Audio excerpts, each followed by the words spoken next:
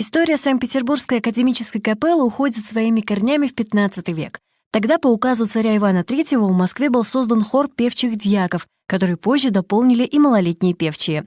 В конце XVIII века хор переименовывают в Императорскую придворную певческую капеллу. С тех пор она прочно обосновалась в Петербурге и является главным хором страны, исполняющим духовную музыку. Имея в своем распоряжении собственный симфонический оркестр, питерская капелла неизменно завоевывает сердца слушателей по всей стране. Ее артисты много и с большим успехом гастролируют не только по России, но и за рубежом. Критики единогласно относят капеллу к числу лучших музыкальных коллективов мира. И вот теперь саранский зритель тоже может посетить этот праздник классического пения и духовной музыки. Руководитель капеллы, художественный руководитель, народный артист Советского Союза Владислав Чернушенко, он сам приезжает сюда. Это действительно шедеврально, что мы увидим этого человека и эту капеллу.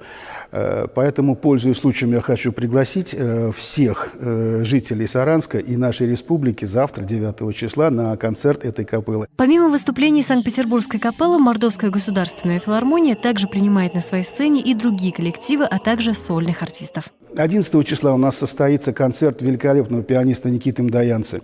16 числа уже будет концерт нашего коллектива ансамбля казачьей песни и пляски «Разгуляй».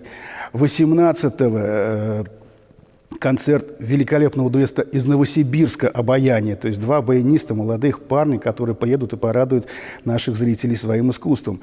Затем 7 числа у нас будет концерт, посвященный Великой Победе, так и называется концерт Победы.